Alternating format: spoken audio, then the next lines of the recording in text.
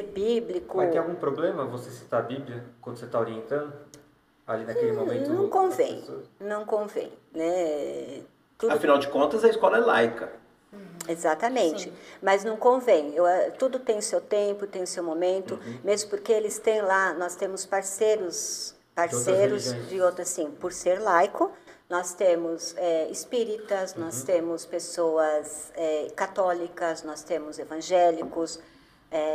É assim, se falasse um budista, falar eu gostaria de participar e ele atender a solicitação da entidade que faz todo esse trabalho, ele montar o projeto e encaminhar, entra um budista lá, porque todos têm direito de estar falando, porque assim, a partir do momento que é para ajudar as pessoas, então é aceito. Nós temos vários parceiros nesse sentido. Então existe esse tempo, né? E muitas vezes é aberto para pessoas, como já aconteceu com a comunidade. A comunidade já esteve trabalhando nesse sentido e podendo pregar livremente o evangelho, porque naquele momento foi propiciado.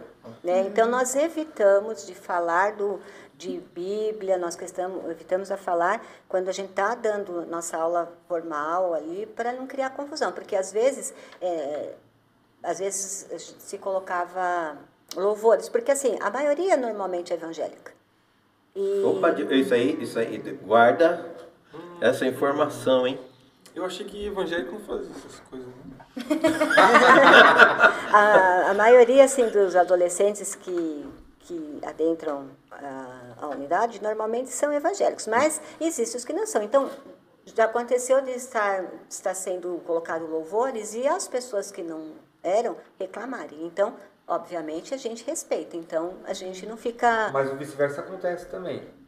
Por exemplo, uma pessoa de outra religião ir lá e cantar o louvor. Sim, não, eu estou dizendo assim, num ambiente normal de aula, quando não é um parceiro. Vamos supor, se o grupo espírita for lá, ele vai fazer o trabalho dele ali. Agora, existem limites também, né? Sempre, você né? não pode... Afinal de contas, você está numa instituição... Que é para abençoar, Exatamente. Porque tem aquelas questões emocionais, espirituais de cada um que está lá. Então, assim, não é só porque você liberou que você vai fazer o que você quer.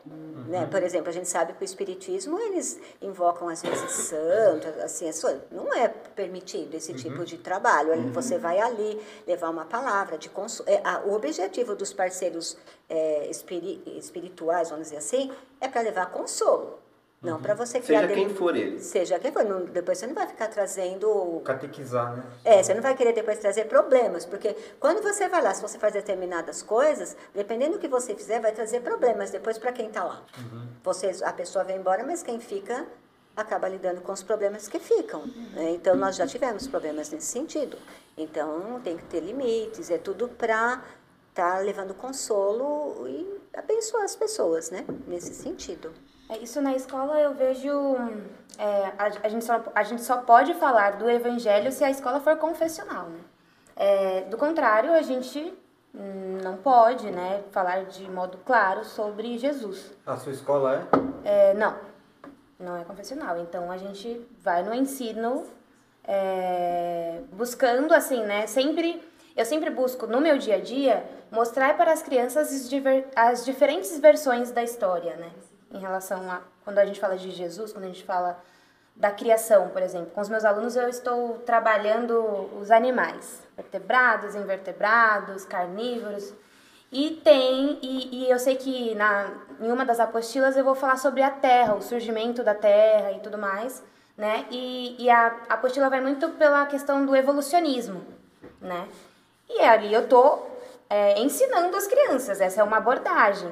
E quando eu falo sobre isso, por exemplo, com elas, eu sempre falo, gente, esse é um jeito, e eles sempre caem nesse tema. Mas aí veio uma explosão, e aí destruiu a Terra, e vai falar do Big Bang.